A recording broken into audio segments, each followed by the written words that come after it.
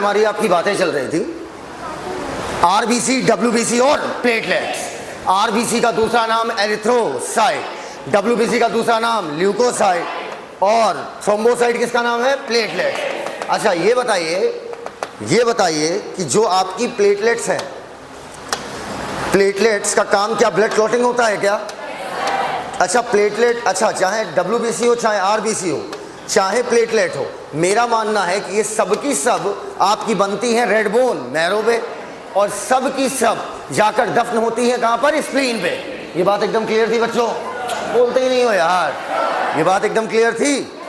अब आओ आरबीसी में घुसेंगे, देन डब्ल्यूबीसी में, देन प्लेटलेट में। आफ्टर दैट आपके ब्लड का टेस्ट पेपर तैयार है। टेस्ट पेपर बढ़िया है, मतलब बढ़िया मतलब झिला देगा तुम्हें। मतलब अगर तुम्हें फिजिक्स वाली फीलिंग नहीं आई ना कि हम फिजिक्स का पेपर लगा रहे हैं, इसको अरेंज ही ऐसे किया है। अभी देखना, अभी मैं बोलूँगा नहीं उसके बारे में। आइए बातें करते हैं हम लोग सबसे पहले आरबीसी अर्थात रेड ब्लड सेल में। बोर्ड की तरफ देखो, इधर ऊपर। Let us suppose this is a cell और ये हो गया उसका न्यूक्लियस, ये हो गया इंडोप्लाज्मिक रेटिकुलम। नाम सुना है बच्चे का? बच्चा है। ये हो गया इंडोप्लाज्मिक रेटिकुलम, ये हो गया आपका माइटोकॉन्ड्रिया और ये हो गया आपका क्लोरोप्लास्ट। एनिमल सेल में क्लोरोप्लास्ट बनाओगे? बोलो भैया। अच्छा मान लो ये हो गई आपकी गोल्जी बॉडी और भी आपके तमाम सेल ऑर्गेनेल यहाँ पर पाए जाते हैं और चारों तरफ सेल में पानी पानी पानी पानी पानी पानी पानी पानी पानी। सेल के पानी को क्या बोलते हैं? साइटो। सेल के पानी को साइटोप्लाज्म कहते हैं, साइटोसॉल कहते हैं, साइटोप्लाज्म नहीं कहते हैं। साइटोप्लाज्म अलग चीज़ है, साइटोसॉल अलग चीज़ है। आप साइटोसॉल को साइटोप्लाज्म बना दोगे? भैया दोनों अलग अलग चीज़ है। सेल का पानी साइटोसॉल है, न्यूक्लियर मेम्ब्रेन से लेकर प्लाज्मा मेम्ब्रेन के बीच में जो कुछ भरा है ये सब साइटोप्लाज्म है। फिर सुनो, अभी तक आप क्या यही सुनते आए हो? साइटोसॉल? भैया गलत। सेल का पानी है साइटोसॉल, ना कि साइटोप्लाज्म। साइटोप्लाज्म क्या है? न्यूक्लियर मेम्ब्रेन से लेकर प्लाज्मा मेम्ब्रेन के बीच में जितना कुछ भरा है, mitochondria, endoplasmic reticulum, Golgi body और ये पानी, ये सब मिलकर कहलाएगा साइटोप्लाज्म। और साइटोसॉल क्या है? सेल का पानी। एकदम क्लियर है वाली बात? कितने लोगों के बाद पहली बार पता चली? हाथ ऊपर करिए। And we know biology is a easy subject. Biology आसान होती है और हमें यही नहीं पता है कि साइटोप्लाज्म क्या है। हम सेल के पानी को आज तक साइटोप्लाज्म कहते आए हैं, ये हमारा सबसे बड़ी गलती है। सेल के पानी को हमेशा क्या कहेंगे? साइटोसॉल। और सेल के न्यूक्लियर मेम्ब्रेन से लेकर प्लाज्मा मेम्ब्रेन के बीच जो कुछ है वो क्या है? साइटोप्लाज्म। क्लियर है ये बात? बोलो भैया। आइए अब आगे बातें शुरू करते हैं। बोर्ड की तरफ देखिएगा। ये एक सेल है जो भविष्य में आरबीसी बनाएगी। अभी आरबीसी नहीं है, अभी आरबीसी बनाएगी। अभी आरबीसी क्यों नहीं है? क्या किसी को इसके अंदर हीमोग्लोबिन दिख रहा है? देख के बताओ। देख भी रहा है ऐसे करके? हाँ, दिख नहीं रहा। हीमोग्लोबिन कॉम्प्लेक्स प्रोटीन थी या सिंपल? हाँ, कॉम्प्लेक्स। हीमोग्लोबिन अब हम अंदर भरना चाह रहे हैं, भर रहे हैं अंदर हीमोग्लोबिन, पूरे में हीमोग्लोबिन भर रहे हैं। ये क्या भर रहे हैं? हीमोग्लोबिन। क्या भर रहे हैं? हीमोग्लोबिन। क्या भर रहे हैं? हीमोग्लोबिन। क्या भर रहे हैं? हीमोग्लोबिन। क्या भर रहे हैं? हीमोग्लोबिन। क्या भर रहे हैं? हीमोग्लोबिन। क्या भर रहे हैं? हीमोग्लोबिन। अंदर नहीं है, ऊपर है इसके। बताओ अब कहीं जगह बाकी रह गई है क्या? अब कुछ बदतमीज लोग कहेंगे सर वो उधर उधर देखिए उधर, तब तुम कहेंगे इधर देखो इधर। मतलब ओवरऑल पूरे में क्या भर गया? हीमोग्लोबिन। अब कहीं जगह नहीं बची कि हम और हीमोग्लोबिन भर सके, लेकिन हमें अभी भरना है क्या? हीमोग्लोबिन। तो अब हमने क्या किया? माइटोकॉन्ड्रिया यहां से हटा दिया, माइटोकॉन्ड्रिया डिलीट है। यहां भी क्या भर दिया? हीमोग्लोबिन। जगह बाकी है? बोलो यार, कहाँ बाकी है? अच्छा ये अब जगह बाकी है? नहीं। गोल्जी बॉडी हटा दिया और भर दिया हीमोग्लोबिन। अब जगह बाकी है? नहीं। इंडोप्लाज्मिक रेटिकुलम हटा दिया, न्यूक्लियस हटा दिया और पूरे में भर दिया हीमोग्लोबिन। आपको पता है जो माइटोकॉन्ड्रिया होता है, माइटोकॉन्ड्रिया एरोबिक रेस्पिरेशन कराता है अर्थात ऑक्सीजन की मदद से ऊर्जा पैदा करता है। माइटोकॉन्ड्रिया एरोबिक रिस्पायरेशन कराता है। लेकिन आपका आरबीसी के पास माइटोकॉन्ड्रिया नहीं है, क्योंकि हमें पूरे में क्या भरना था? हीमोग्लोबिन। माइटोकॉन्ड्रिया है ही नहीं इसके पास, और पूरे में क्या भरना था? हीमोग्लोबिन। भाई माइटोकॉन्ड्रिया हटाया क्यों डिलीट किया? ताकि हम और भर सके हीमोग्लोबिन। अब माइटोकॉन्ड्रिया का काम एरोबिक रिस्पायरेशन है, लेकिन माइटोकॉन्ड्रिया इसके पास है नहीं, तो बताओ आरबीसी एरोबिक करेगी कि एनारोबिक? बोलो यार, लिखो। एज वी नो,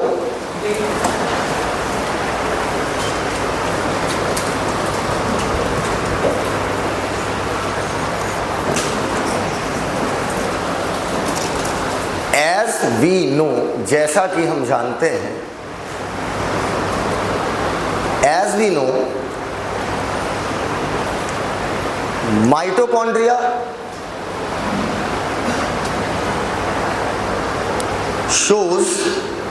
शोज मतलब दिखाता है। Mitochondria shows aerobic respiration. Mitochondria shows aerobic respiration. Full stop.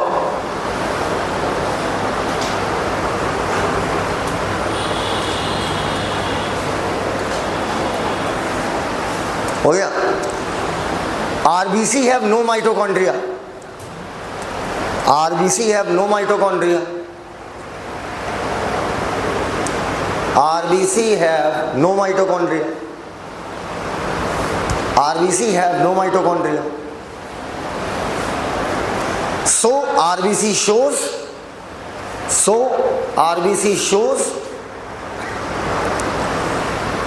anaerobic respiration. RBC shows anaerobic respiration. RBC दिखाता है anaerobic respiration. Full stop. कर लिया? माइटोकॉन्ड्रिया क्यों हटाया था? ताकि और हीमोग्लोबिन आरबीसी के अंदर भर सकें। एकदम क्लियर है ये बात? अच्छा, अब समझना मेरी बात। जो आरबीसी होती है, मैं आपके सामने दो शेप बना रहा हूं, देखिएगा। अगर मैं आरबीसी को साइड से देखूं, इधर से देख रहा हूं, सामने से नहीं देख रहा हूं, सिक्के को, आरबीसी को सिक्का मान लो, सिक्का को तुम किनारे से देख रहे हो, तो अब देखो तुम्हारे सामने दो हम आरबीसी बना रहे हैं। एक ये कैसी सेल है? मैं सेल को ऐसे नहीं देख रहा हूँ, फ्रंट से नहीं देख रहा हूँ, मैं सेल को किधर से देख रहा हूँ? साइड से। एक ये और एक ये। पहले और दूसरे में देख के बताइए किसका surface area. Sir surface area क्या होता है? वो एरिया, किसी ऑब्जेक्ट का वो एरिया जो उसकी सरफेस बनाएगा। किसी ऑब्जेक्ट का वो एरिया जो उसकी सरफेस बनाएगा, वो कहलाएगा सरफेस एरिया। जैसे मेरी बॉडी का सरफेस एरिया क्या है? जो मेरी बॉडी का क्या बना रहा है? सरफेस। तो अब बताओ किसमें आरबीसी का सरफेस एरिया? ये हुआ पहले का सरफेस एरिया और ये हुआ दूसरे का सरफेस एरिया। बताओ किस केस में सरफेस एरिया ज्यादा? हाँ, पहला या दूसरा? हीमोग्लोबिन का काम क्या है? गैसों को पकड़ना, पकड़ के इधर से उधर ले जाना। अब समझना, अगर हीमोग्लोबिन का काम है गैसेस को पकड़ना, तो ज्यादा सरफेस एरिया वाला गैस को पकड़ेगा कि कम? लिखो,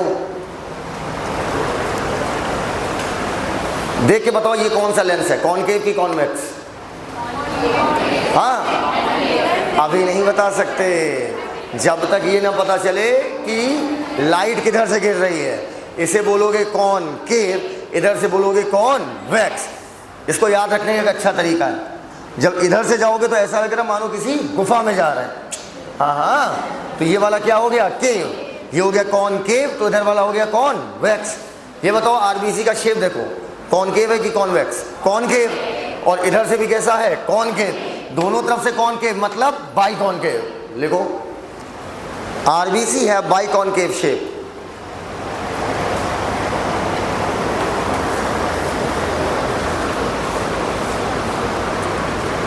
आरबीसी है बाई कॉनकेव शेप। एक बुक देना, बुक। आरबीसी है by concave shape which which increases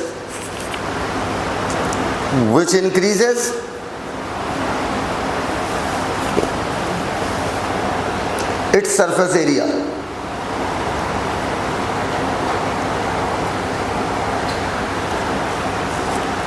एक पॉइंट लिखिएगा,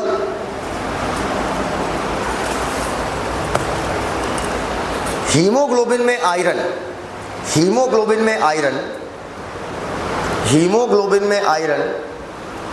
Fe2+ स्टेट में होता है। हीमोग्लोबिन में आयरन पाया जाता है, आयरन की स्टेट पूछ लेगा किस फॉर्म में होता है, Fe2+। हीमोग्लोबिन में आयरन, ये पॉइंट्स हैं जो दिमाग में रखने हैं, Fe2+ फॉर्म में होता है।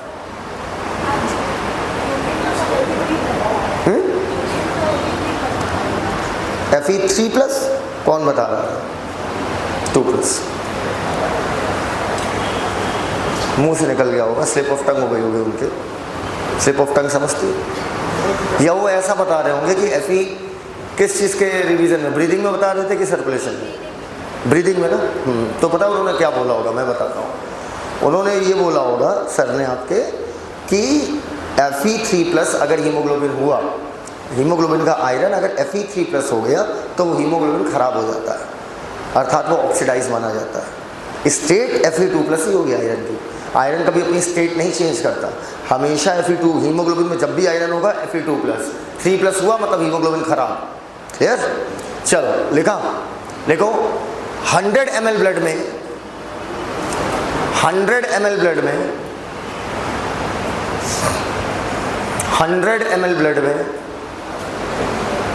12 से 16 ग्राम हीमोग्लोबिन होता है। 12 से 16 ग्राम हीमोग्लोबिन होता है। 100 ml ब्लड में 12 से 16 ग्राम हीमोग्लोबिन होता है। 12 से 16 ग्राम हीमोग्लोबिन होता है। हो गया? Full stop.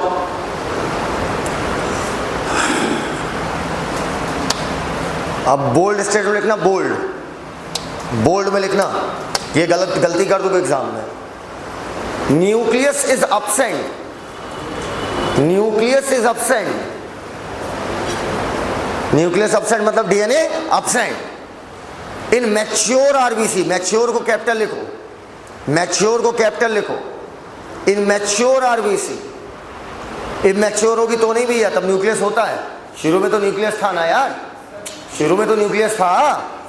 In mature RBC, in most को कैपिटल में लिखो, ऑल नहीं most. In most mammals, according to NCERT most mammal में न्यूक्लियस एब्सेंट होता है। मैच्योर आरबीसी के मैच्योर, शुरू में तो था ना न्यूक्लियस। फुल स्टॉप लगा लिया।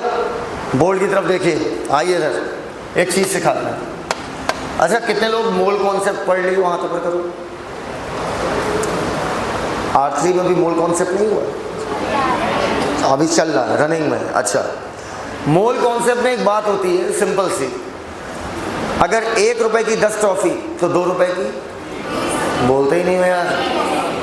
20 रुपए, अच्छा 2 रुपए की 20 टॉफी तो 1 रुपए की, खत्म मोल कॉन्सेप्ट। यही है मोल कॉन्सेप्ट। और है क्या? मोल कॉन्सेप्ट में 3 तो फॉर्मूले होते हैं, घुमा फिरा के वही लगाते रहते हो। यही अगर किसी को ये मेथड एकदम क्लियर है तो वो आसानी से मेरी अगली बात समझ जाएगा। जिस चीज़ का एक निकालना हो, मेरी बात समझना मैं क्या कह रहा हूँ, जिस चीज़ का एक निकालना हो, एक कि एक का कितना, अभी समझा रहे हैं क्या मतलब एक का, उसको नीचे कर दो, उसको डिवाइड करते वक्त किधर रखो? नीचे। एग्जाम्पल के तौर पर बोल्ड की तरफ देखो, 20 रुपए की 40 टॉफी।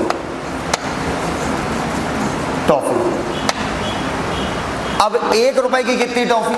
तो एक किसका निकालना है? रुपए का। बोलो यार, जिस चीज का एक पूछा जाए उसको नीचे रखो। तो हम करेंगे 40/20, 1 रुपए की 2 टॉफी। समझ गए बात को? तुमसे बोला 20 रुपए की 40 टॉफी है, 1 रुपए की कितनी टॉफी? तो जिस चीज का एक यहां किसका ले रहा है? रुपए का या टॉफी का?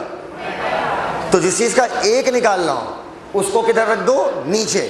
तो 20 मैंने किधर रख दिया? नीचे। अब अगर उल्टा कर लो, मुझसे कह रहा अब एक टॉफी कितने रुपए की, नहीं समझे मेरी बात। एक टॉफी 2 रुपए की नहीं है, 98 की एक टॉफी। वो तो अभी डायरेक्ट कर ले रहे हो, जब लंबे लंबे आते हैं तो फंस जाते हो, इसलिए सीख लो। 1 रुपए की कितनी टॉफी, अब एक किसका पूछ रहा है, टॉफी का। तो जो अब एक टॉफी कितने रुपए की, ठीक है। तो अब हम क्या करेंगे, टॉफी को रखेंगे नीचे, तो 20/40 1/2 मतलब 0.5 रुपीज। क्लियर है? कहते लोग पहली बार सीखे हैं इसको, हाथ ऊपर करें। ईमानदारी होनी चाहिए क्लास में। सीख पाए, सीख गए। जिस चीज़ का एक निकालना उसे किधर रखना है, नीचे, पक्का। मैं भी बहुत कंफ्यूज होता था जब छोटा था, तो मैं भी बड़ा कंफ्यूज होता था किसको नीचे रखे किसको ऊपर। फिर मैं मतलब बहुत कीन होकर ऑब्जर्व किया कि जिस चीज़ का एक पूछा जाए उसे क्या कर दो, नीचे। एकदम क्लियर है वाली बात। आओ बोर्ड की तरफ देखो, एक चीज़ सिखाता हूँ। इधर इधर इधर बोर्ड की तरफ देखो। 1 ग्राम हीमोग्लोबिन 1.34 ml ऑक्सीजन 1 ग्राम हीमोग्लोबिन पकड़ सकता है। 1.34 ml 1 ग्राम हीमोग्लोबिन 1.34 ml ऑक्सीजन पकड़ सकता है।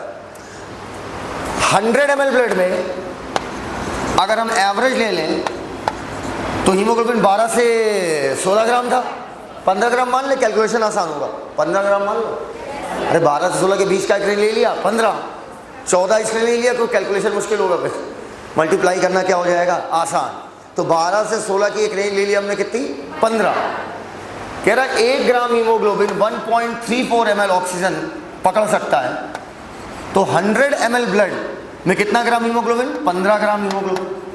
15 ग्राम हीमोग्लोबिन, 1 रुपए की इतनी टॉफी, तो 15 रुपए की मल्टीप्लाइड बाय क्या कर देंगे, 15। नहीं समझे मेरी बात। 1 ग्राम हीमोग्लोबिन अगर इतनी ऑक्सीजन पकड़ेगा तो 15 ग्राम कितनी पकड़ेगा, 15 गुणा 1.34 ml O2। बोलो क्या इतनी बात एकदम क्लियर है? बोलते ही नहीं हो यार, नहीं क्लियर। 15 का नंबर 15 का नंबर 15 गुणा 3 45, इसका 1/3 मतलब 5, मतलब लगभग 20। निकाल लिया ऐसे, मल्टीप्लाई ऐसे वाला करना है क्या, 1.34 इंटू 1/5, 5 चौके 20, हासिल लगा।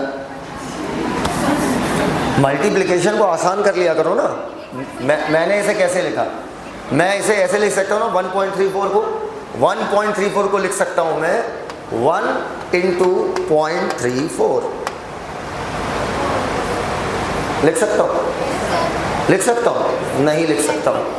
इसे लिख सकता हूँ 1 प्लस 0.34 लिख सकता हूँ। तो मैंने मन में क्या किया, जो मैंने मन में किया वो बता रहा हूँ। 1.34 को हम लिख तो सकते हैं 1 प्लस 0.34, इसको ऐड कर लो क्या आ जाएगा, 1.34। या मन में धीरे धीरे स्पीड बढ़ती है।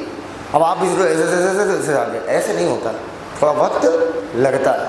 मैंने 1 प्लस 0.34 कर लिया। अब मुझे पता है 15 का नम 15। अब 15 में कितने, जैसे 15 को अब किससे मल्टीप्लाई करेंगे, 0.34 से। 0.34 को लगभग हम लिख सकते हैं 1/3। अरे मेरे भाई, 1 का 0.34 कितना हुआ, लगभग 1/3। अरे अच्छा, फिजिक्स वाले टीचर का क्या होता होगा, हम तो ये सोच रहे हैं, तो पागल हो जाता होगा। फिजिक्स वाला टीचर कहता है कि मैं कितना अच्छा पढ़ाने वाला हूँ, तुम तब भी मेरे बारे में उल्टा ही बोलोगे, क्योंकि तुम खुद कर रहे हो। 3 0. समझ गए ना बात को? तो लगभग वही तो आया ना। तो मैंने इसको लिख दिया 15 इंटू 1/3, कट गया 5, 15 5 20, लगभग 20 के पास आंसर गिर जाएगा, खत्म। नहीं समझ पाए तुम लोग यार, वही करो ज़्यादा सही है, छोड़ो। इधर क्या, 15 गुणा 1.34, 5 चौके 20, हासिल लगा 2, वही करो। हमें लिखने दो लेकिन सीधे 20 ml O2। तो 100 ml ब्लड कितनी ऑक्सीजन ले जा सकता है, 20 ml। निकालना सीख गए हो, कैसे निकालना समझ गए। ये डाटा दिया हुआ था कि 1 ग्राम हीमोग्लोबिन 1.34 ले जा रहा है, तो 15 से क्या कर दिया, मल्टीप्लाई। आप वाला हासिल लगे वाले बहुत सही है, आप हासिल ही लगाओ। जो मैं मेथड बोल रहा हूँ, इस मेथड से करने की आदत डाल लोगे ना, तो कभी आपको पूरा क्वेश्चन सॉल्व नहीं करना पड़ेगा और फिजिक्स में बहुत यूज़ होगा। वहाँ तक जाओ, तुम समझ जाओगे इसकी वैल्यू 20 से 22 केल्विन पर लेके रहेगी। 20 से 22 ऑप्शन ढूंढ लो, ठक से टिक मारो, बोलो यार समझ गए हमारी बात को। तो ओवरऑल इसको छाप लीजिए, छापो। आरबीसी खत्म, आरबीसी खत्म भैया, खत्म। आरबीसी खत्म हो गई, तबाह हो गई। उसकी रीडिंग आप खुद करेंगे क्योंकि बेहद सरल है, बेहद सीधी रीडिंग है उसकी।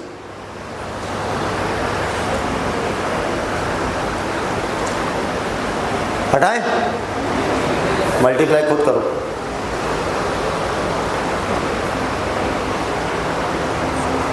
बोल तो करें कौन इतना लंबा करे, सीधे रख लो। 100 ml ब्लड, इतनी ऑक्सीजन ले जाएगा, बात खत्म, ओवर एंड आउट, खत्म। Next is WBC, white blood cell. नाम पकड़िए, कलर कैसा आ रहा है, व्हाइट, मतलब कलरलेस। अगर WBC का कोई रंग नहीं है, अगर WBC का कोई रंग नहीं है, तो बताओ हीमोग्लोबिन होगा या नहीं होगा? लॉजिक से पकड़ा करो। इसका मतलब हीमोग्लोबिन नहीं है। हीमोग्लोबिन होता तो कोई ना कोई रंग आ जाता, तो मैं लिखूंगा हीमोग्लोबिन एब्सेंट। ऊपर तुमने यहाँ पर एक काम करो, तुमने पहले जब आरबीसी में हीमोग्लोबिन भरा था, इसी वजह से न्यूक्लियस हटाया था ना। न्यूक्लियस क्यों हटाया था?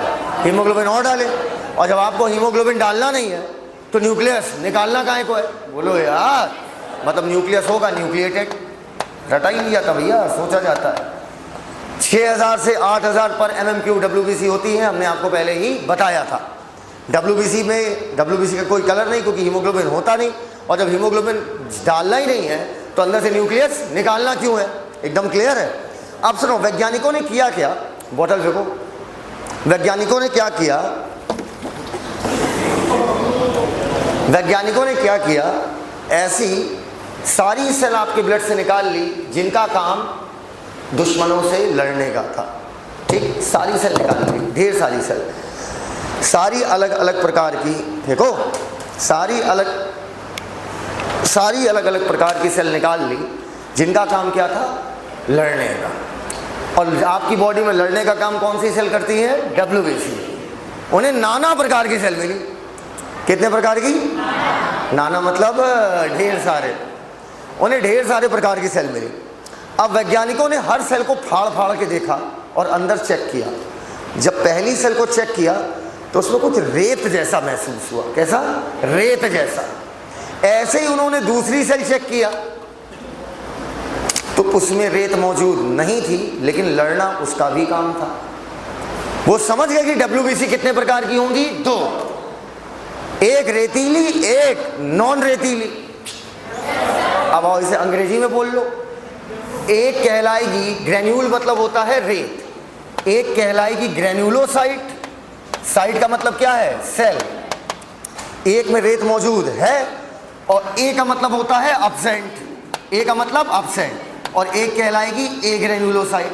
क्लियर हो तो बोल दो हाँ। अच्छा, ऊपर कभी बस से सफर किया है?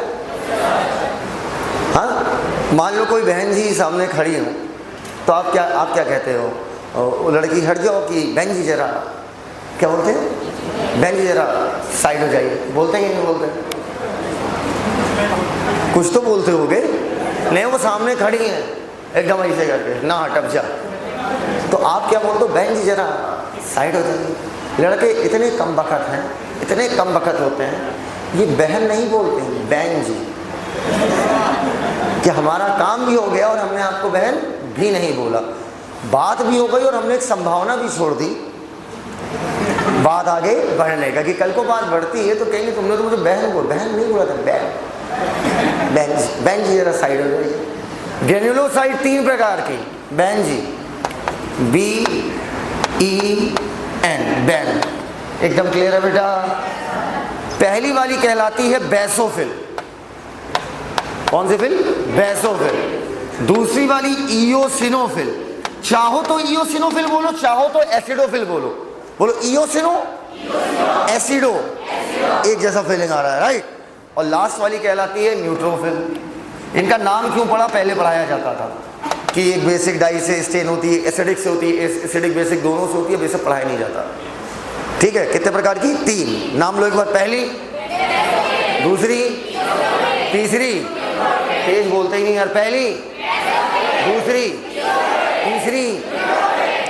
और एक ग्रेन्युलोसाइट 2 प्रकार की, एक कहलाती है मोनोसाइट और एक कहलाती है लिम्फोसाइट। इसका तो नाम अभी सुन के आए हो, लिम्फोसाइट लिम्फ में मौजूद होती है, याद आया। ऊपर आओ, सबके परसेंटेज रटने हैं। क्या करने हैं, रटने हैं। मान लो टोटल WBC 100% है, किसी का आवाज स्लो नहीं होना चाहिए क्लास के अंदर। 100% में बेसोफिल बनाएगा 0.5 से 1%, इयोसिनोफिल 2 से 3, न्यूट्रोफिल 60 से 65, मोनोसाइट 6 से 8, लिम्फोसाइट 20 से 25। आपको अंत में ऐसे बोलना, बेसोफिल 0.5 से 1, इयोसिनोफिल 2 से 3, न्यूट्रोफिल 60 से 65, मोनोसाइट 6 से 8, लिम्फोसाइट 20 से 25। ऐसे कैसे बोलोगे, पूछो कैसे। ऐसे आप तब बोल पाओगे जब आप मेरी बात मान लोगे। आपने कभी मेरी मैराथन की नहीं, जो फाइनल मैराथन चलाता हूँ किया, उसमें क्या होता है, 7-8 मिनट में एक चैप्टर खत्म होता है। पूरा चैप्टर आपका 8 मिनट में खत्म, 8 मिनट, 10 मिनट, 15 मिनट में जेनेटिक्स खत्म हो रही है। सब पढ़ा देते हैं, कुछ नहीं बचेगा, कुछ भी नहीं बचेगा। वो होती है बिल्कुल लास्ट में, एग्ज़ाम के 2 दिन पहले, वो 8 घंटे 9 घंटे की होती है, लगातार नॉन स्टॉप सब बोलते ही रहते हैं। ठीक, और पूरी NCERT बोल डालते हैं एक किनारे से, एक तरफ से शुरू करेंगे 11th खत्म, एक तरफ से शुरू करेंगे 12th खत्म। उसमें आप कहोगे सर इतनी तेज हम पकड़ेंगे कैसे, धीरे धीरे। अभी धीरे धीरे तुमको स्पीड में सुनाना चालू करेंगे ना, फिर जैसे वहाँ पर ऐसे नहीं बोलेंगे, वहाँ बोलेंगे बेसोफिल 0.5 से 1, इयोसिनोफिल 2 से 3, और तुमको सर और तेज और तेज और तेज, कि तुम्हारी प्रैक्टिस बहुत हो चुकी होगी। तो अगर मैं इतनी जल्दी बोल सकता हूँ तो आप कहोगे सर आप टीचर हो इसलिए आप बोल, ऐसा नहीं होता। टीचर लगातार 8 घंटे अपने सब्जेक्ट को सुनाते हैं, हम मान लेंगे। 8 घंटे लगातार बोलता चला जाओ और एक भी पॉइंट छूटना नहीं चाहिए। एक पेज पूरा सुना दो और एक भी पॉइंट ना छूटे तब भी बहुत बड़ी बात है। तो सर ऐसा कैसे कर लिया, इसका मतलब आप अद्भुत हैं? नहीं, मेरी माँ भी होमो सैपियन थी, मेरा बाप भी होमो सैपियन था, भरोसा कीजिए इस बात का। मैं जब बायो पढ़ाने को आया, ठीक है, स्टार्टिंग तो फिजिक्स से की थी, मैथ्स में भी घुसा था, हिस्ट्री भी पढ़ाया, ज्योग्राफी भी पढ़ाया। अब पता चला कि मेडिकल मार्केट में टीचर बड़े अमीर होते हैं, अगर मतलब हाँ मेडिकल मार्केट में सुना था मैंने, ठीक है। और फिर मैंने समझा कि यहाँ बायोलॉजी की वैकेंसी ज़्यादा है, क्योंकि बायोलॉजी का टीचर दिमाग से कम होता है ना, सोचने समझने की तार्किक क्षमता कम होती है बायो वालों में। हाँ ये बात फैक्ट है, तुम भी मानते हो। हाँ, सोचने समझने की तार्किक क्षमता बहुत कम होती है। जैसे क्यों, कैसे, ज़्यादा देर नहीं, ऐसे है तो है, बात खत्म। मैथ वाले क्या होते हैं, क्यों, कैसे हुआ, ये फिर कैसे आया, ये कैसे डिराइव हुआ। तो मुझे पता था बायोलॉजी में स्कोप सबसे ज़्यादा है। और मेरे साथ समस्या क्या थी, मैं रट नहीं पाता था, मुझे रटने से नफरत होती थी। तो मैंने एक दिमाग लगाया, पूछो क्या। मैं पहले पूरी बायो समझ लिया, उसमें फिजिक्स भी लगाई, केमिस्ट्री भी लगाई, मैथ भी लगाई, घुस के समझा। जब पूरी बायोलॉजी एकदम घुस के आ गई, अब हमने कहा सिर्फ घुस के आने से कुछ नहीं होगा, अब मुझे ये चीज़ रटी भी होनी चाहिए। तो जब मैं जल्दी जल्दी बोलता हूँ तो आपको लगता है मैं कॉन्सेप्ट सोच रहा हूँ, ना ना ना ना ना ना, वो रटंत विद्या है। बन अभी मैं एरिथ्रोब्लास्टोसिस फेटालिस समय देखकर 40 सेकंड में खत्म कर दूंगा, समय देखकर। तो सर उस 40 सेकंड में आप सोच रहे हैं, हम सोच नहीं रहे हैं, जो हम रटे हैं वो बोल रहे हैं। तो सर रटाया कैसे, बार बार पढ़ने से, बार बार। सर कितनी बार, इतनी बार बायो पढ़ी होगी तुमने, सोच नहीं सकते हो, सोच नहीं सकते। मैं हिस्ट्री का सिलेबस सुना सकता हूँ पूरे का मतलब पूरा। सर उसका और क्या तरीका था, पॉडकास्ट। मैं अपने टाइम पे पॉडकास्ट सुनता था, अपनी ही वॉइस रिकॉर्ड कर लिया। नहीं समझे बात को, पहले 1x पे सुनता था, मतलब नॉर्मल, फिर 1.5 किया, फिर 2 किया, फिर 2.5x तक चले गए, फिर 3x तक, फिर बोर हो गए क्योंकि हमें पता था अगली लाइन हम ये बोलेंगे। नहीं समझ पाए हमारी बात? अपनी वॉइस में ही फिजिक्स केमिस्ट्री का पॉडकास्ट बना लो। अगर आपको लगता है कि फिजिक्स केमिस्ट्री सिर्फ समझ के नंबर आएगा, बिल्कुल गलत बात। जो 720 में 720 मारता है ना, उसको रटा भी होता है, उसको समझा भी होता है, उसको फॉर्मूले रटे। उससे अगर बोलोगे ना रोटेशनल मोशन में कितने फॉर्मूले, बोलेगा इतने फॉर्मूले, सुना डालेगा। तो क्या वो डिराइव कर रहा था इतनी जल्दी जल्दी? क्योंकि हम प्रिपेयर कर रहे हैं कंपटीशन के लिए, हम कोई रिसर्च नहीं कर रहे हैं। कोई हम रिसर्च के लिए सब नहीं पढ़ रहे हैं कि ग्रेनुलोसाइट। रिसर्च के लिए पढ़ोगे तो बेसोफिल पे पूरा दिन बिता दूंगा मैं। रिसर्च थोड़ी करना है, हमें कंपटीशन निकालना है। कंपटीशन कब निकलेगा? जब चीज़ें एकदम टिप पे हो। टिप पे कब होगी? जब फॉर्मूले रोज सुनोगे। कितने लोगों को यहाँ हनुमान चालीसा आती है? यहाँ तो पर करिए हनुमान चालीसा खड़ी हुई।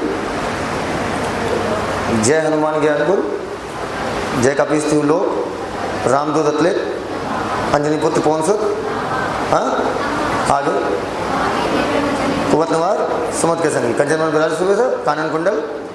जब ये आप पढ़ रही थी तो क्या आपको एक दिन में याद हो गई थी? पहले आप बुक लेके पढ़ती थी ना, फिर 2 लाइन दिमाग में टकराई, फिर 2 से 3 पे आई, फिर 4 पे आई, और आज आप जय हनुमान ज्ञान गुरु कुछ लोग बोलते चले जाओगे। क्यों?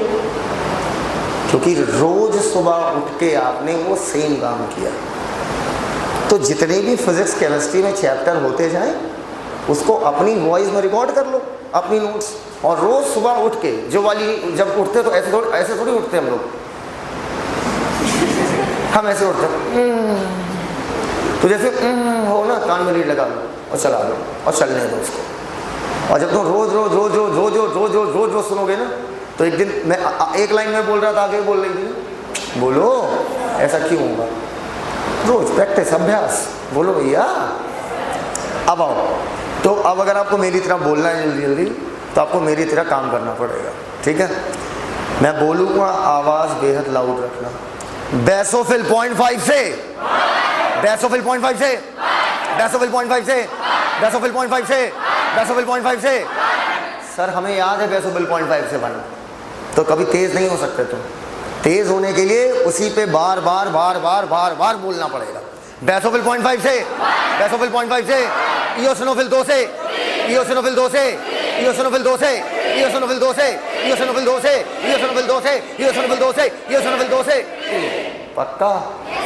न्यूट्रोफिल 60 से, न्यूट्रोफिल 60 से, न्यूट्रोफिल 60 से, न्यूट्रोफिल 60 से, न्यूट्रोफिल 60 से, न्यूट्रोफिल 60 से, बेसोफिल 0.5 से, बेसोफिल 0.5 से, बेसोफिल 0.5 से, बेसोफिल 0.5 से, बेसोफिल 0.5 से, इयोसिनोफिल 2 से, इयोसिनोफिल 2 से, न्यूट्रोफिल 60 से, 1 नहीं 0.5 से 1। गाना सुनते वक्त तो नहीं ऐसे करती होगी, हाँ ऐसे कर रही हैं।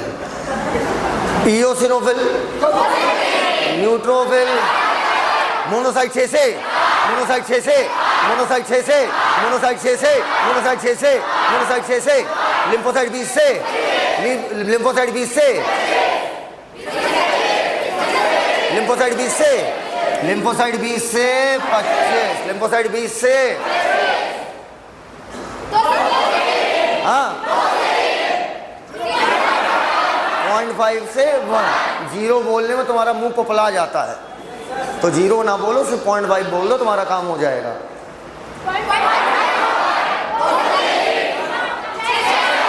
6 से 60,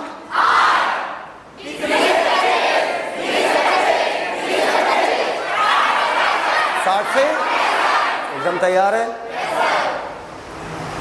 बेसोफिल 0.5 से, इयोसिनोफिल, न्यूट्रोफिल, मोनोसाइट, लिम्फोसाइट, ठीक है? मान लो क्या हुआ, एक बिटिया आई मेरे पास कंप्लेन करने कि सर ये लड़का, नहीं कोई लड़का है सर, बहुत परेशान कर रहा हमको। ठीक, हमने कहा क्या कहा? कहें सर उसने वो बात कह दी। तो हमने कहा बात कहना गलत नहीं था। बात कहना, अगर आप किसी से पूछते हैं पानी पिएंगे तो क्या इसमें कुछ गलत? आपने अपनी एक बात रखी है, अब यस और नो आपके हाथ में। देखो एक्साइटेड, देखो, अगर कोई कहता है किसी को ये कहना गलत है, तो कहना कुछ गलत नहीं है। मेरे मन में इच्छा थी, मैंने आपको व्यक्त कर दी, बात खत्म, बात खत्म। अब इसमें कोई थोड़ी जज कर लेगा कि यार कह दिया, अरे कह दिया, पानी पूछ लिया, कुछ गलत किया, खाना पूछ लिया किसी से, गलत किया, तो ये कैसे गलत किया? मैंने कहा है ना, मैंने थोड़ी कहा you have to do this, तो मैं गलत हूं, तो मैं गलत हूं कि तुम्हें करना ही पड़ेगा, तो मैं गलत हो गया भाई। ये मेरा अनुरोध है। अब ये बताइए आपका हाँ है या विरोध है? ये तो आप बताएंगे ना, बोलो भैया। लेकिन अनुरोध करने के बाद मान लीजिए विरोध मिला और उसके बाद भी आप बार बार प्रयासरत हैं, ठीक, और जिसके फलस्वरूप वो व्यक्ति आपसे बहुत ज़्यादा परेशान हो गया और उसके बाद वो हमारे पास आया, ठीक, नहीं समझ मेरी बात। एक बार हमारी वो कौन होता, बहन की लड़की, हाँ, उसे किसी ने कुछ कहा, ठीक, ऐसा ही कुछ कहा, तो थोड़ा सा हमसे पता नहीं क्यों घबराती है, पर हमें तभी बताएगी जब फाइनल कॉल होगा। तो हमें आई कि मामा ऐसी ऐसी बात है, ये बात है। मैंने कहा तो तुमने यस कहा या नो? तुम कैसी बात कर रहे हैं? मैंने कहा बात क्या करें, नेचर्स कॉल है। अरे ये तो नेचर्स कॉल है ना, कोई कहे अरे ये सब गलत क्यों है भाई? नेचर्स कॉल है, इट्स ऑल नेचर्स कॉल। सूसू लगती है, नेचर कॉल है, भूख लगती है, नेचर कॉल है, प्यार की भूख है, नेचर कॉल है, हाँ या ना? देखो कितना सब लोग इतने मन से फिजिक्स सुन लो ना सालो, आइंस्टाइन पीछे कर दोगे तुम लोग। तो उससे कहते तो मैंने उससे यही कहा, मैंने कहा उसने कहा ये गलत नहीं किया, उसने कहा, उसने अपनी बात को व्यक्त किया और ये बहुत अच्छी बात है, उसने तुम्हें ऐसा ऐसा कहा और तुम खूबसूरत हो, इससे पता चलता है कि तुम किसी की निगाह में खूबसूरत हो। You must have to proud, तुम्हें प्राउड करना चाहिए इस चीज़ को लेकर, बोलो भैया। लेकिन अब अगर कोई उसे बार बार परेशान करेगा, बार बार, रोज रोज रोज रोज रोज रोज, मैंने उसे यही कहा 2-3 बार चलता है, ठीक है, इसके बाद इरिटेशन आने लगेगी ना कि हो गया भाई, बंद कर नाटक, जाओ IAS बन जाओ, डॉक्टर बन जाओ, मैं ऐसे ही हाँ कह देंगे। सीधी सी बात है, कहाँ इतना मेहनत कर रहे हो फालतू, बोलो ये इतनी मैंने राइट डायरेक्शन में कर लो, हाँ पक्का हाँ, उसमें कोई डाउट नहीं है। अब बार बार कोई परेशान करेगा तो मैं गुस्से में उसके स्कूल पहुँच गया। अब जो मैं बता रहा हूँ यहाँ से ये झूठ है, जहाँ तक अभी तक बताया था वो सच है, ठीक। अब जो बोलने जा रहा हूँ वो एकदम झूठ बात है, ठीक। तो अब मैं गुस्से में बांस लेके पहुँच गया। हाँ बांस, ये झूठ है, वहाँ तक सच था, ये झूठ है, यहाँ से झूठ है, ये सिखाने के लिए बांस लेके पहुँच गए गुस्से में। सब उसकी दोस्त हो तो एकदम चौड़िया नहीं, अरे मामा है चौड़िया क्या, साई जरा आगे चलो या कुछ होगा, बवाल होगा हैं। और वो लड़का वहाँ बैठा गुस्से में, उसकी दोस्त कहीं सब बस सर ही इज, यही लड़का है, क्या बोली, बस सर ही इज, मेरी भांजी क्यों ना हो, है वो लड़की ही। तो तुम्हें लगता है वो इतनी लंबी इंग्लिश बोल लेगी, बस सर ही इज, यही लड़का है वो बोली हमसे बस सर, बांस बैसो फिर सर ही इज, ठीक। सर से हुआ सेरोटोनिन, बेसोफिल क्या निकालता है, सेरोटोनिन। ही से हुआ हिपेरिन, हिपेरिन, और इससे हुआ हिस्टिडिन, हिज। अब लड़की है ना, इतना लंबा तो नहीं बोल पाई, बस sir he is the guy who had, इतना थोड़ी होगा। बेटा तुम इंग्लिश बोल लेती हो, तुम्हें से कौन है जो लगातार इंग्लिश में बात कर सकता है कंटिन्यूअस एक फ्लो में, मतलब जैसे हिंदी में बात कर रहे हैं हम लोग, ऐसा हम लोग इंग्लिश में बोल रहे हैं। इतनी बड़ी क्लास में कोई लड़की ऐसी नहीं जो लगातार इंग्लिश बोल रही है। लड़कों तुम लोग नहीं, तुमसे नहीं बोलेंगे, तुमसे थोड़ा डर जाते हैं यार। इंग्लिश एक सरल लैंग्वेज है। हिस्टामाइन, बैसोफिल क्या क्या निकालेगा, एक बार बोलो, बोलो बस सर, लड़कियों गुस्से बोलो बस सर, ही इज, यही लड़का है, बसिया दीजिए। अच्छा जब बसियाएंगे तो बताओ सूजन आएगी कि नहीं आएगी? बैसोफिल इन्फ्लामेशन कराता है। तुम्हें क्या लग रहा था मैं इतनी लंबी कहानी राम कथा इसलिए सुना रहा हूँ? इन्फ्लामेशन, ठीक। अच्छा, कितने लोग रक्षाबंधन अपनी बहन को कुछ ना कुछ गिफ्ट करते हैं? करते हो? मैं भी गिफ्ट करता हूँ। जब भी मैं गिफ्ट करूँगा, पहले तो ऐसे पीतल उतल का दे देता था, ठीक है, 5,000 10,000 कमाने लगा जब, तो अब गोल्ड का देने लगा हूँ, ठीक है। पता है क्यों देता हूँ? सच में देता हूँ, जानबूझ के देता हूँ। पूछो क्यों? क्योंकि उसको मेटल से एलर्जी है,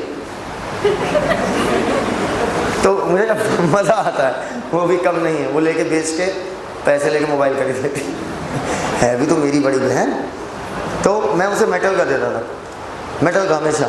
और जब भी उसे एलर्जी हो जाती थी ना, तो वो सिरका रगड़ लेती थी और सही हो जाता था, क्योंकि सिरका जो है वो एलर्जी के खिलाफ काम करता है, ठीक। इयोसिनोफिल का दूसरा नाम क्या है?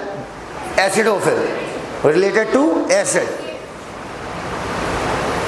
एलर्जी जब भी होगी इयोसिनोफिल की मात्रा बढ़ जाएगी।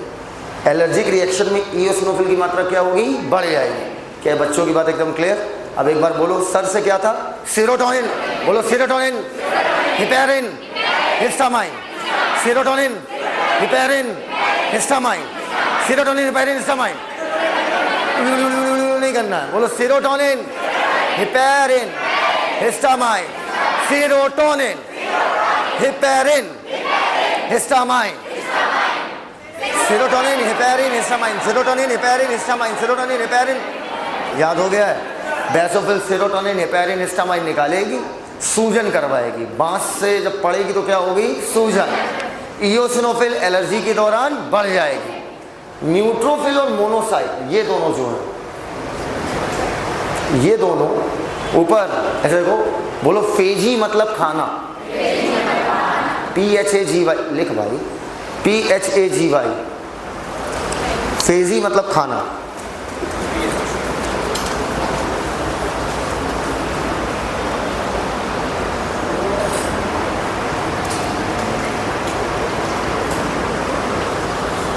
अगर कोई सेल पूरी सेल निकल जाए, अगर कोई सेल है वो पूरा बैक्टीरिया ही निकल जाए, तो इसको बोलते हैं फैगोसाइटोसिस।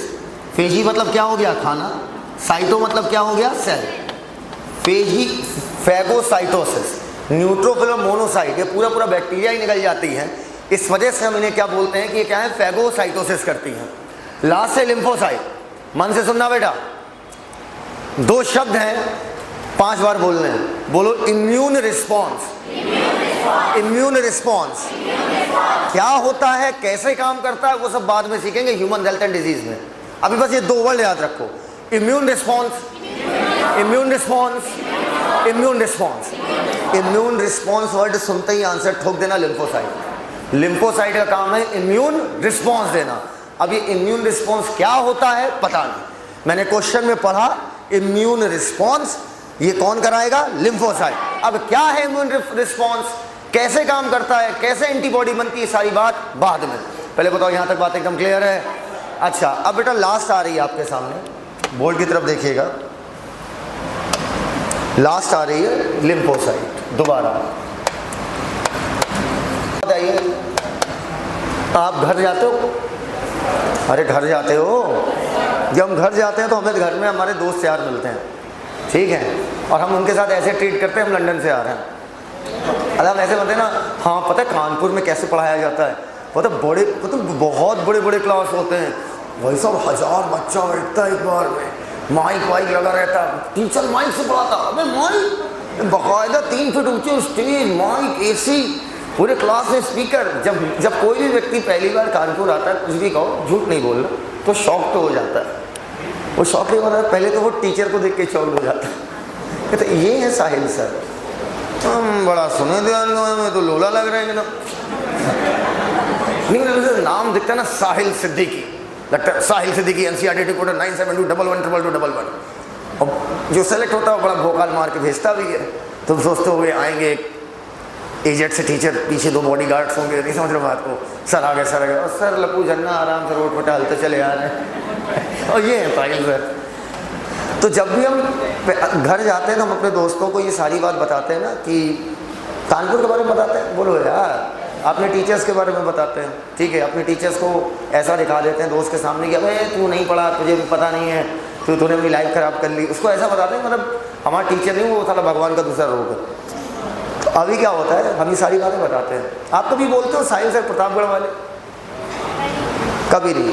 मुझे देखकर या मेरा नाम सुन के आपको कभी प्रतापगढ़ वर्ड दिमाग में नहीं आएगा, आपके दिमाग में सिर्फ और सिर्फ कानपुर आएगा। अगर कोई बोले अरे साहिल सर को जानते हो, तुम ट्रेन से जा रहे हो, हाँ हाँ कानपुर वाले ना काका देव। कोई बोलेगा हाँ हाँ प्रतापगढ़ वाले ना जिला अस्पताल। कोई ये बोलेगा क्या? क्योंकि आप अपनी कर्म स्थली की वजह से जाने जाते हैं, जन्म स्थली की वजह से नहीं।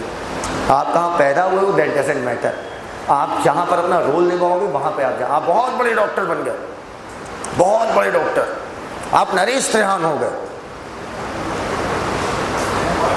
बहुत बड़े कार्डियोलॉजिस्ट हैं जिनका मेदांता एक छोटा सा हॉस्पिटल है, मेदांता इतना सा, ठीक है, जितने में अपनी कोचिंग में है उतने में टॉयलेट बनाए बस इतना ही बड़ा है।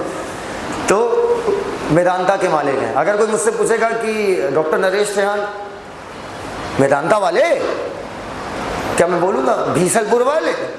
नहीं बोलूँगा। Are you getting my point?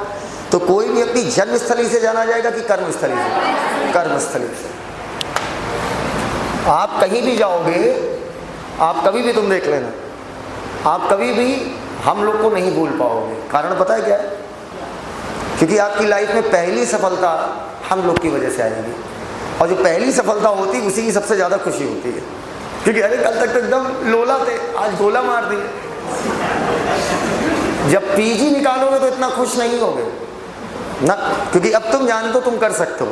पहला रिक्शे का पहला पैडल सबसे मुश्किल से चलता है, पता है ना ये बात? उसके बाद तो फिर सफलता आती रहेगी।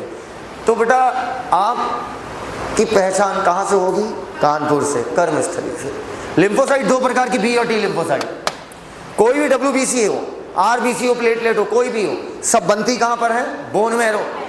तो दोनों बनती कहाँ पर होंगी? बोन मैरो में। लेकिन मैच्योर कहाँ पर हुई? कहाँ पर लड़ना सीखी? वहां से इनका नाम पड़ा बी और टी। बनती दोनों बोन मैरो में। बी लिम्फोसाइट बोन मैरो में ही बनती है और बोन मैरो में ही लड़ना सीखती है कि कैसे दुश्मनों से लड़ना है। टी लिम्फोसाइट बनती तो बोन मैरो में, बनती तो सब बोन मैरो में है यार, लेकिन लड़ना सीखती है थाइमस में। थाइमस एक ग्लैंड है, पढ़ाऊंगा, यहाँ पाई जाती है इस हड्डी के जस्ट पीछे, ठीक। तो ये कहाँ लड़ना सीखती है? Bone marrow. और ये कहाँ सीखती है? थाइमस।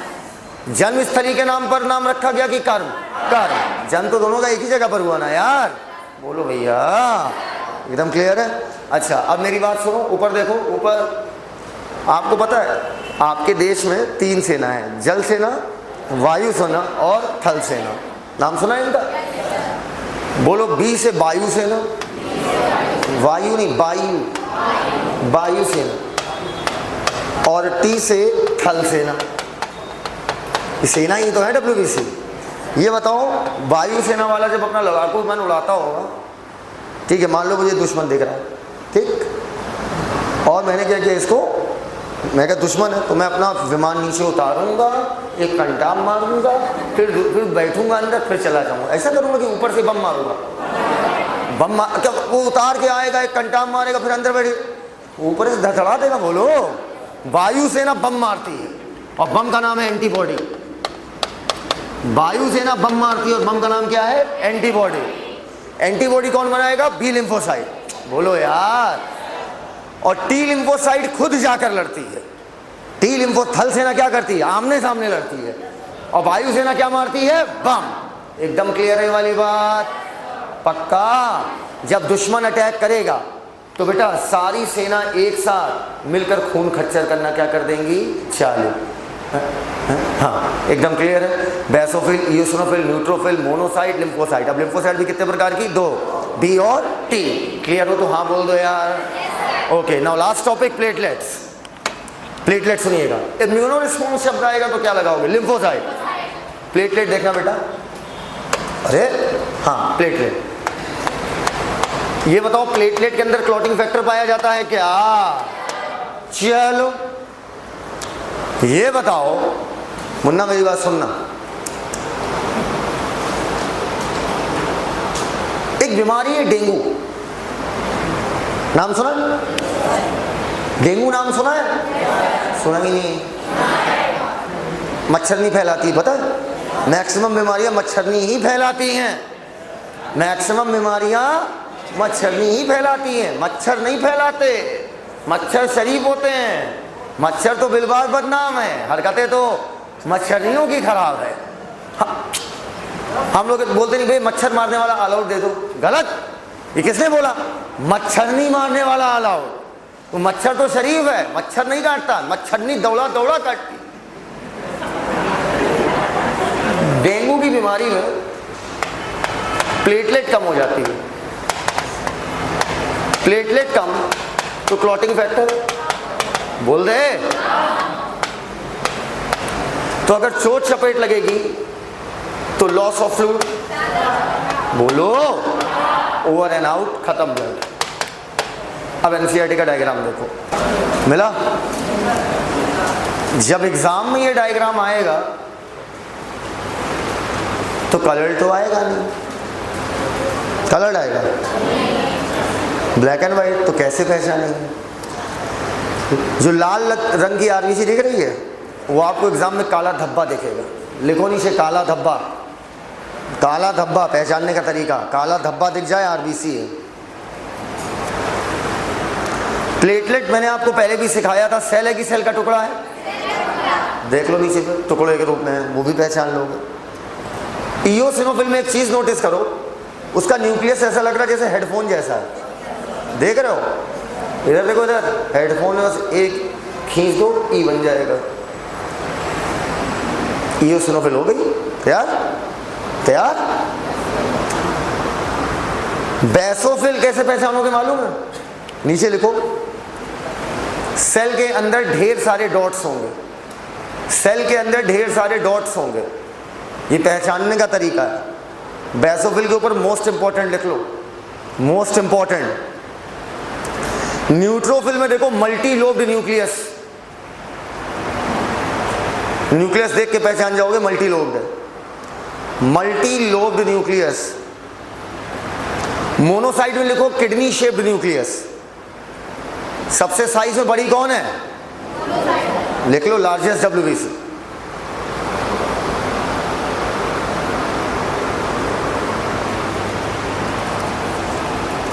मोनोसाइट लिख लिया?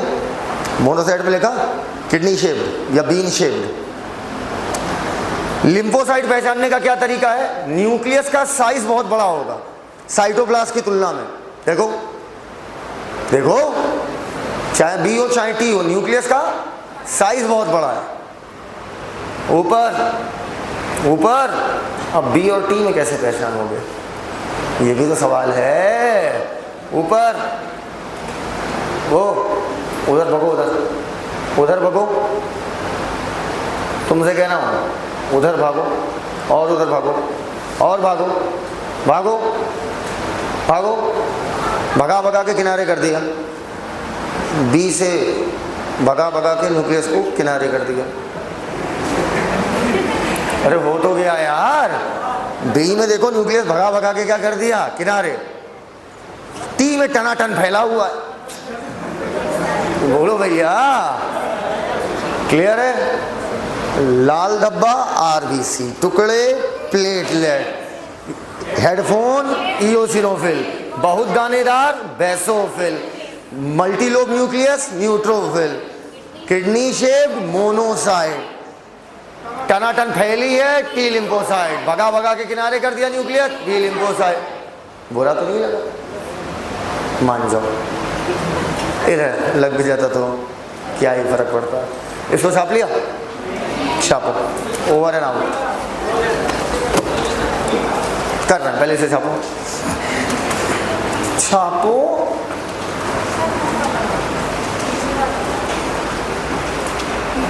इसे छाप लो पहले।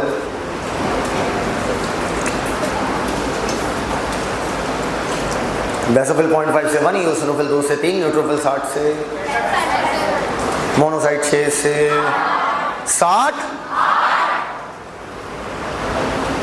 लिम्फोसाइट 20 से, खत्म। Happy birthday, thank you.